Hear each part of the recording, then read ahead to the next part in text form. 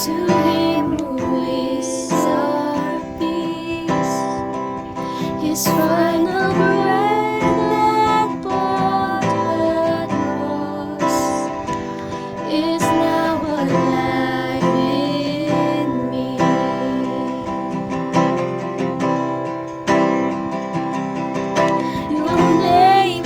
Your name is victory.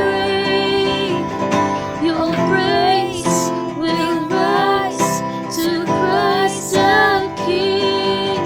Your name is victory. All praise will rise to Christ the King.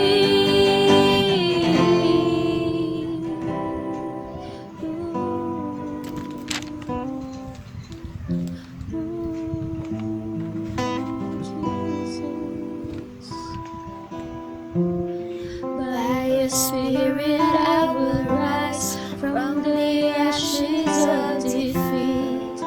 The resurrected King is resurrecting me. In Your name I come alive to declare Your victory. The resurrected King is resurrecting me. By Your Spirit I will rise from the ashes of defeat. The resurrected King is resurrecting me. By Your name I come alive to declare Your victory. The resurrected King is resurrecting me. By Your Spirit I will rise from the ashes of defeat. The resurrected King is resurrecting me. In Your name I come alive. Good morning sa bawat isa. Muli tayo magkakaroon itong celebration of the resurrection of our Lord Jesus. Bakit? Kasi may kapangyarihan ang Panginoong Jesus. Amen. So sa oras na to, atin siya papapurihan when we are going to declare His resurrection power through our lives into our situation right now. Amen. Through this praise and worship. Amen.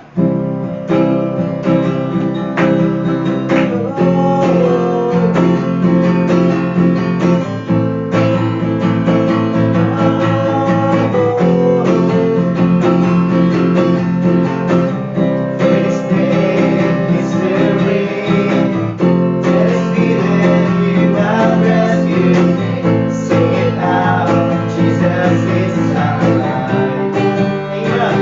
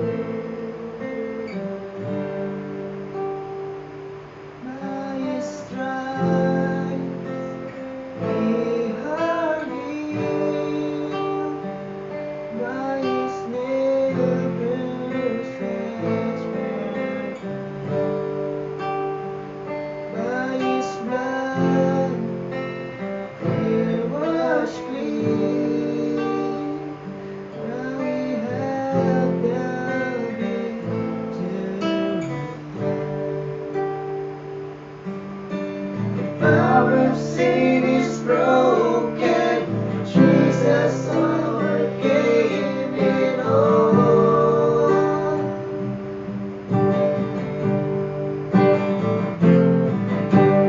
He has won our freedom, Jesus has won it all.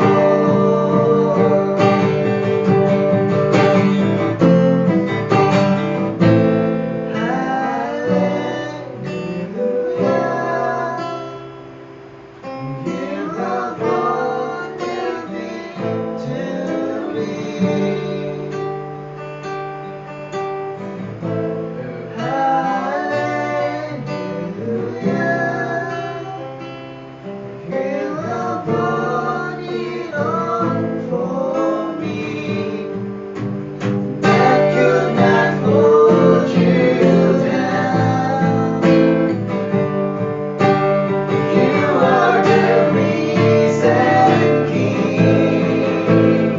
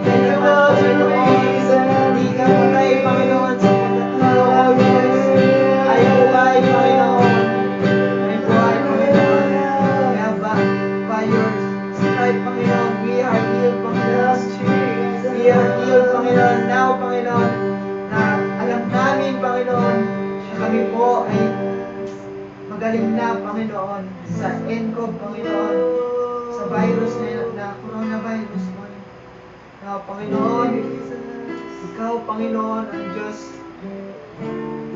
na nandyan, Panginoon, na parating nandyan, Panginoon. Na lagi kaming nakikita, Panginoon, na lagi kaming narinig, Panginoon. Kaya Lord, thank you, Panginoon, dahil nandyan ka palagi, Panginoon. Na alam namin, Panginoon, na walang magagawa ang kaaway, Panginoon, sa amin, Panginoon, sapagkat Ikaw, O Diyos, Panginoon, siyang nananatili sa aming buhay, Panginoon, sapagkat Ikaw lang ang aming dakilang Panginoon, Panginoon. Kaya Lord, maraming salamat, Panginoon. Thank you, God. Thank you, Jesus. Thank you, Lord.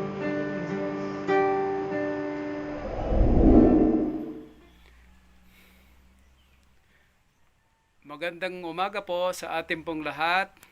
Binabati ko po kayo lahat sa pangalan po ng ating pong Panginoong Jesus.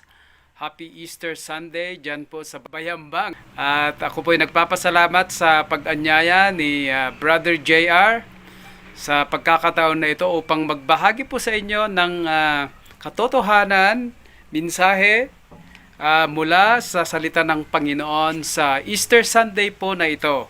At kung kayo po ay nasa inyo pong mga tahanan at bahay-bahay, ay mangyari lang po na tayo po ay umupo na at mapakinggan po natin or makinig po tayo ng maikli pong salita ng Panginoon. At sa umaga pong ito, ako po ay magsasalita ng isang napaka-importanting topic po sa ating pong lahat at sa buong sanlibutan. Ang title po nitong topic po na ito ay The Power of Christ's Resurrection in You. Ang kapangyarihan ng pagkabuhay muli ng ating Panginoong Jesus sa inyo pong buhay or sa ating pong buhay. At kung mayroon po kayong Biblia, ay mangyari lang po na ating pong buksan ang ating pong Biblia dito po sa Romans chapter 8 verse 11.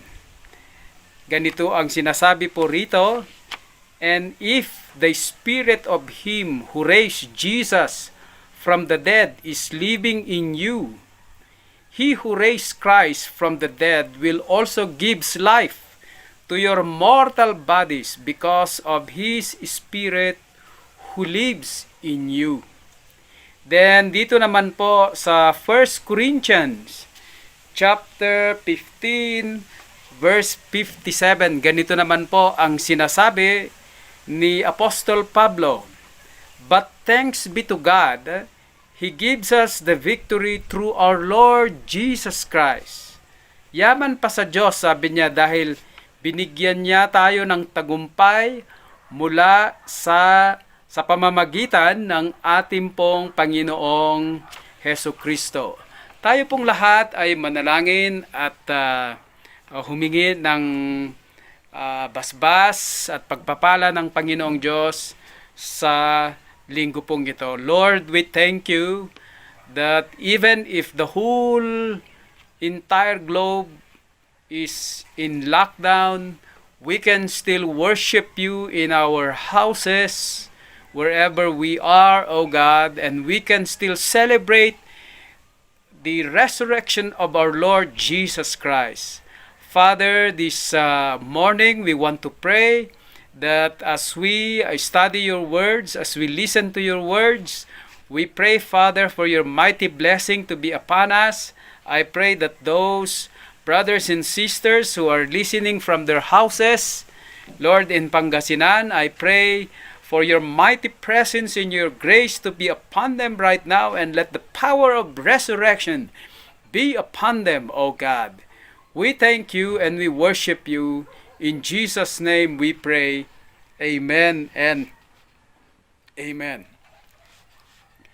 This Sunday po ay alam po nating lahat na this is the Resurrection Sunday.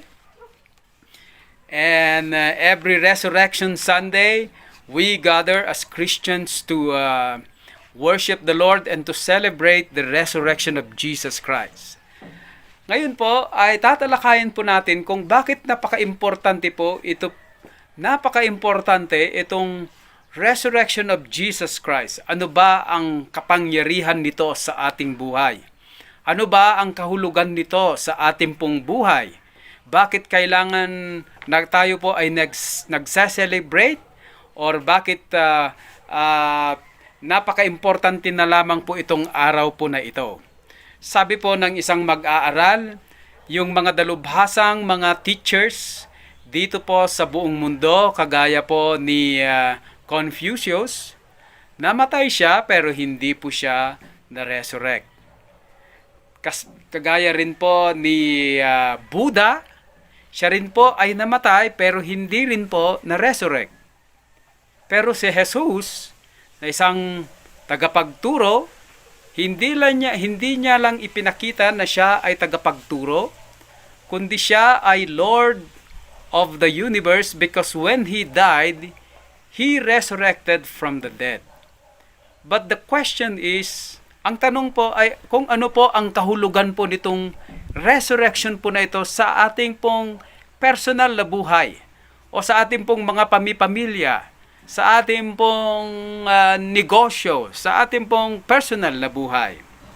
Sa umaga pong ito ay ako'y nagagalak na magbibigay po ng 5 katotohanan. 5 bagay patungkol sa pagkabuhay muli ng ating pong Panginoong Hesus.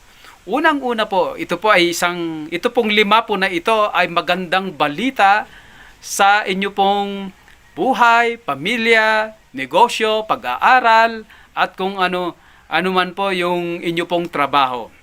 Unang-una po ay, don't you know, alam po ba ninyo na dahil sa pagkamatay at pagkabuhay muli ng ating Panginoong Hesus, ay ipinagkaloob niya sa atin ang buhay na walang hanggan.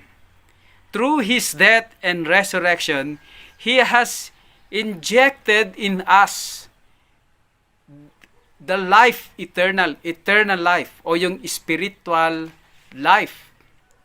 Ayon po sa John chapter 12 verse 24, sinasabi po rito sa talata po na ito, I tell you the truth, unless a kernel of wheat falls to the ground and dies, it remains only a single seed.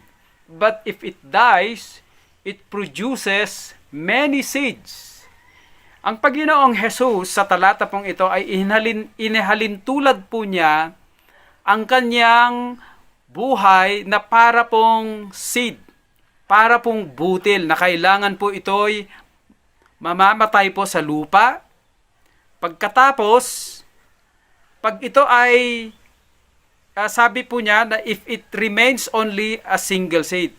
Sabi niya, but if it dies, pag ito ay mamamatay itong butil na ito, tapos may tatanim sa lupa, then, pag ito ay nag-resurrect, pag ito ay nabuhay muli, sabi ng Panginoong Hesus, it produces many seeds.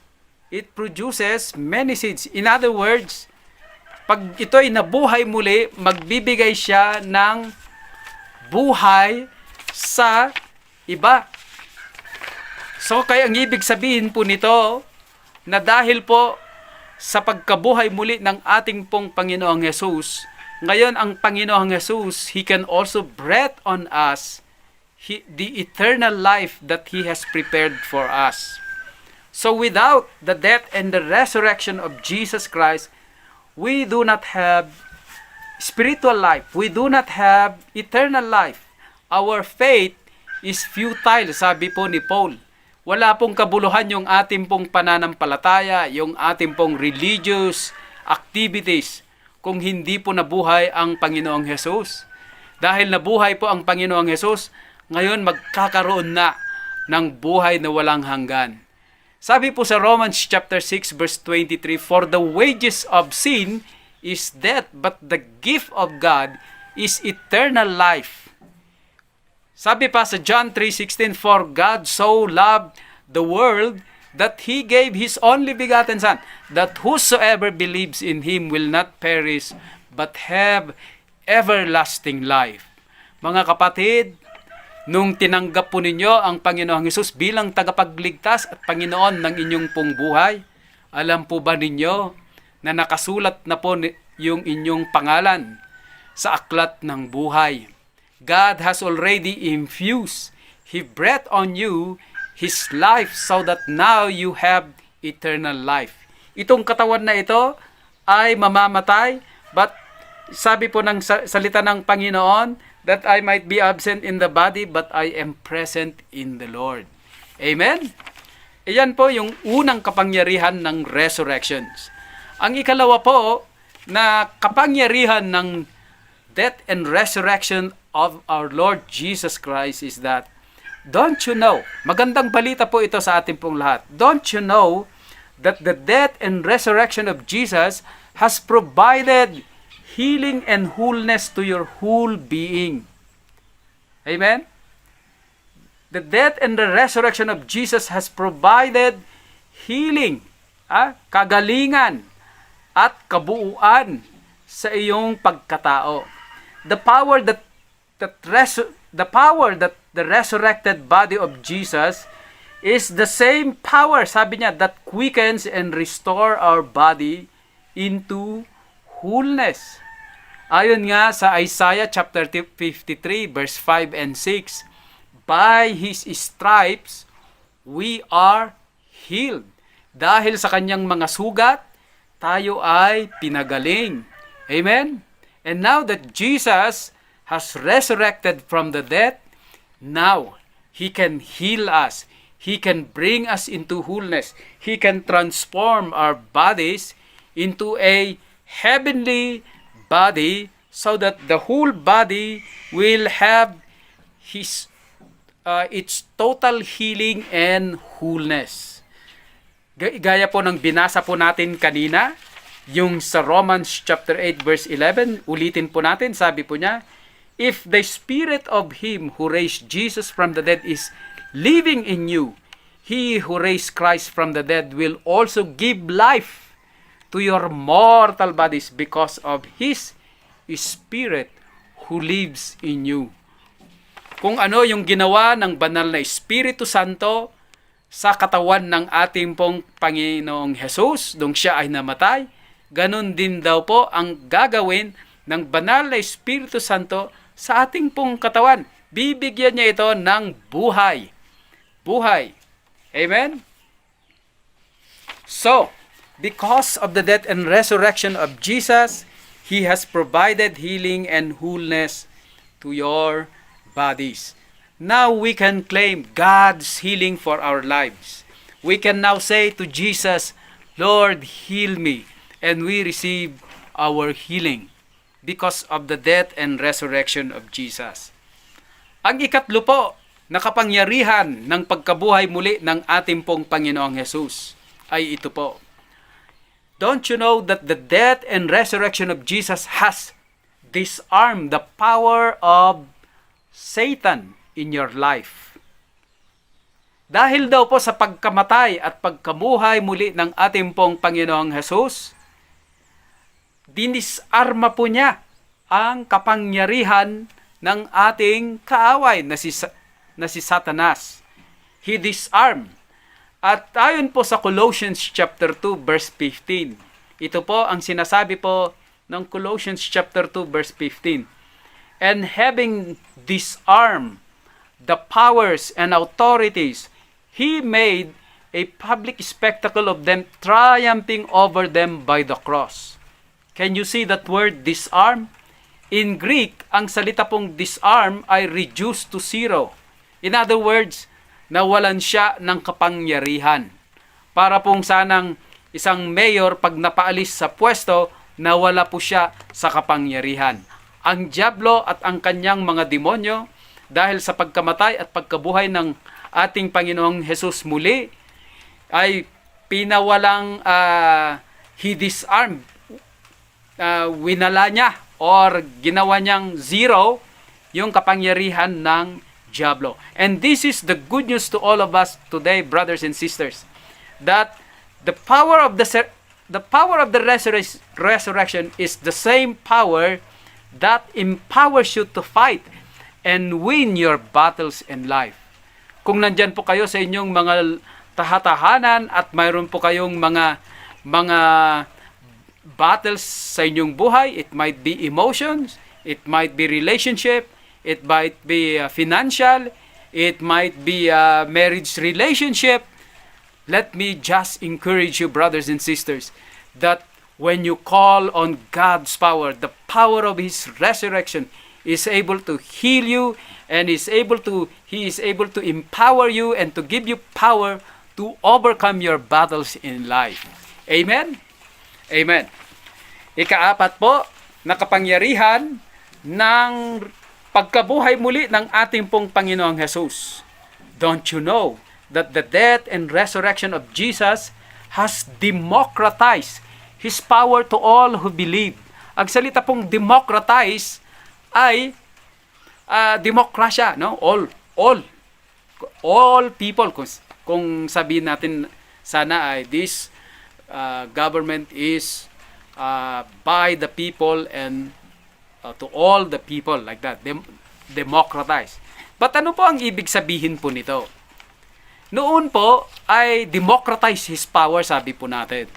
Because of the death and resurrection of Jesus, He has democratized His power, yung kapangyarihan ng Espiritu Santo, to all who believe. Kasi po, in the Old Testament, ang kinakasihan o ina-anoint lang ng Espiritu Santo nung unang araw ay mga hari, mga propeta, mga priest, mga selected few, yung mga top leaders. Yun po ang ibig sabihin po in ancient time. Kaya po si Moses, si Elijah, si Isaiah, si David, ito pong mga prominenting leaders in the Old Testament, they were anointed by God. But this anointing was all exclusively given to the selected few. Mga iilan lang po sila. But, because of the death and resurrection of Jesus Christ, ito na ang sinasabi ng Panginoon. But you will receive power when the Holy Spirit comes on you, and you will be my witnesses in Jerusalem, in all Judea and Samaria, and unto the ends of the earth. Ngayon po, itong dahil sa kapangyarihan ng banal na dahil sa pagkamatay at pagkabuhay muli ng ating pong Panginoong Jesus, itong kapangyarihan na naibibigay lang sa mga selected few, sa mga iilan, ay maaari na rin itong may bigay sa lahat ng mga mananampalataya, sa lahat ng mga tatanggap sa ating pong Panginoong Jesus. Kaya po sabi po ni Propeta Joel, ang aking pong kapangalan na propeta, sa Joel chapter 2 verse 28 and 29, you will receive power when the Holy Spirit comes upon you, and you will be my witnesses upon I'm not yung sa Joel chapter 2 verse 28 po. Sabi po niya na in the last days I will pour out my spirit upon all flesh. All flesh.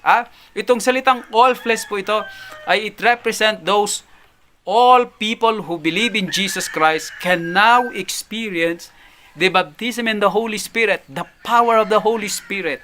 At ito pong power po na ito sa Grego ay dunamis, ang ibig pong sabihin. Dunamis. This word came from the word, yung salitang dinamita, I should say, it came from the word dunamis. Ibig sabihin ay makapangyarihan. Yung, di ba po, ang dinamita ay ginagamit yan para basagin at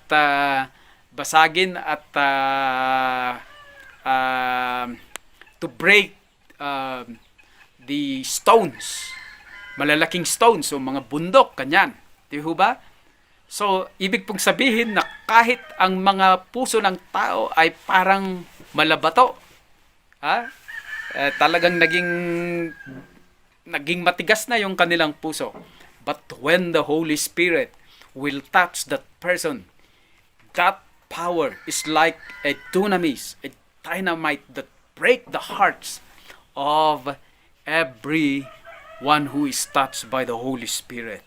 And the good thing is, ladies and gentlemen, brothers and sisters, this power can now be accessed to by those who believe in Jesus Christ.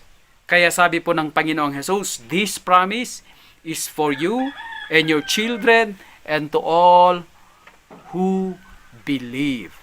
Amen? Ang panghuli, at ito na po, yung panghuli na binibigay ng pagkabuhay ng ating pong Panginoong Jesus. This is a good news to all of us because of His death and resurrection, He has ensured our inheritance in heaven. In other words, dahil sa pagkamatay, pagkabuhay muli ng ating pong Panginoong Jesus, ay isinigurado rin niya na yung ating buhay ay paparoon sa kanyang kaharian. In my Father's house are many mansions, Jesus said. And if it were not so, I will go and come back. I will come back again and take you so that where I am, you may be also. Amen? Sabi po sa Philippians chapter 2 verse 11 na our inheritance is in heaven because of our faith in Jesus Christ. Amen? For God so loved the world that He gave His only begotten Son, that whosoever believes in Him will not perish but have everlasting life. Hindi ba kayo nasisiyahan na dahil sa inyo pong pananampalataya sa ating pong Panginoong Hesus, pananampalataya na Siya ay namatay sa ating kasalanan at nabuhay muli upang sa ganon magkaroon po tayo ng buhay na walang hanggan. I thank God because 10 years ago, I experienced the power of His resurrection by healing my whole body. Mga iba sa inyo na nabalitaan ninyo na ako po noon, nung 2009, ako po ay na-stroke at na-hospital ng 3 beses. At I came to a point na hindi na po ako makalakad at hindi na rin po ako makapagsalita ng ganon. But God was so gracious. God is so gracious in our lives. God is so gracious in the past, even at the present, and even in the future. Alam niyo po ang nangyari sa aking katawan? Nung ako po ay naisakit, I just claimed the power of Jesus to heal me, and I was healed by the power of Jesus. If you are inside your houses today, and you need God's power, the power of His resurrections, if you need God's provision, kung mayroon po kayong sakit, natatakot po kayo, at kailangan nyo po ng kapangyarihan para harapin ito pong ating pong global crisis na nangyayari po sa ngayon, the effect of the COVID-19, let me invite you today that you have to pray with me. You pray with me that you will accept the Lord Jesus Christ into your hearts. And pray that God will heal you. God will protect you from the harm of COVID-19. Shall we pray, brothers and sisters? Our Heavenly Father, we want to thank you and we want to bless you. Lord, we thank you for the power of your resurrection because you died and rose again. You have given us eternal life, spiritual life in our lives, and now we can receive healing and wholeness. And by that power, we can disarm the power of Satan in our lives, Lord Jesus. And Lord, because of your power, oh God, now we can receive the baptism in the Holy Spirit. We can be filled with the Holy Spirit, and our lives have been secured to eternity. Father, I pray for my brothers and sisters who are praying right now inside their houses, that you will touch them, O Lord, in the name of Jesus. I pray right now sa kapangyarihan ng aming pong Panginoong Yesus, hipuin niyo po sila at pagalingin niyo po sila, Panginoon. Pagpalain niyo po sila, Panginoon. If they have not accepted the Lord Jesus Christ as their personal Savior, sa umaga pong ito, Panginoon, Lord, let them receive you and let them say, forgive me, Lord Jesus. I want to receive you into my heart as my personal Savior, and we thank you for the power of your resurrection. Lord, we thank you and we bless you today. We thank you for your words at ibinibigay na po namin ang kataas-taasang papuri at pasasalamat sa pangalan po ng ating pong Panginoong Jesus. Amen and amen and amen. To Pastor JR at ang kanyang buong pamilya, mga church council sa church ng Bayambang, and to all of you brothers and sisters who are listening, maraming salamat po sa pagkakataon na ibinigay niyo po sa akin upang ako po ay makapagbahagi ng maikling salita ng Panginoong Diyos sa inyo pong lahat. Magandang umaga po sa atin pong lahat.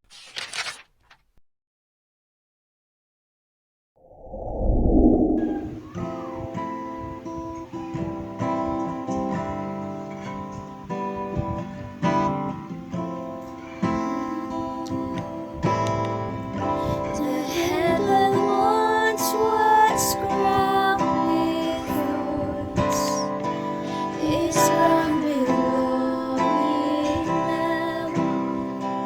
The Savior knelt to wash our feet.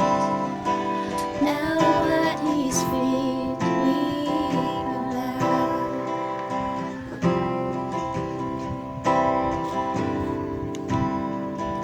The one who wore our sin and shame, now robed in majesty, the radiance of perfect love now shines for all to see.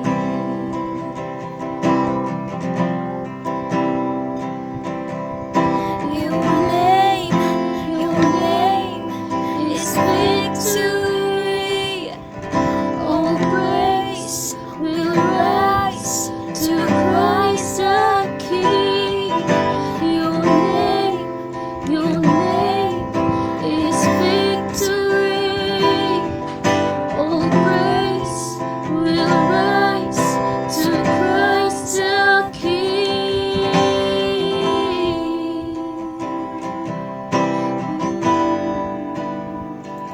Defeat that helpless now gives way to Him who is our peace.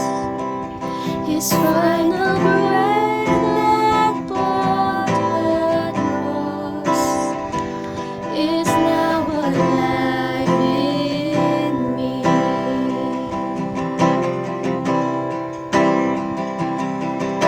Your name is victory. Your praise will rise to Christ the King. Your name is victory. All praise will rise to Christ the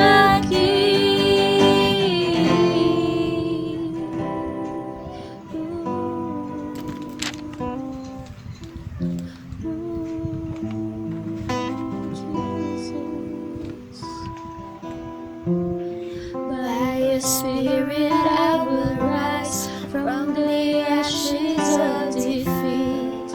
The resurrected King is resurrecting me. In Your name I come alive to declare Your victory.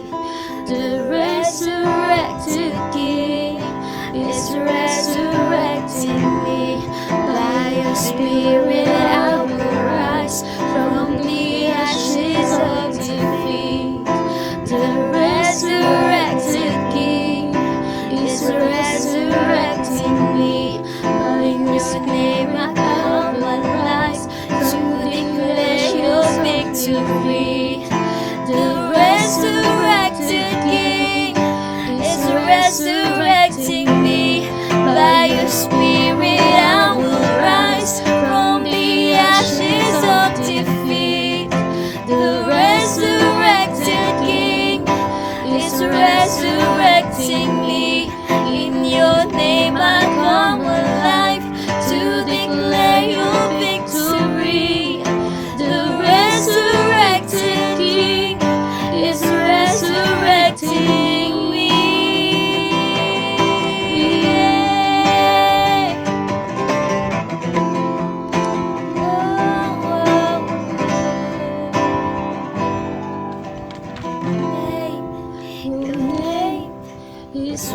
victory.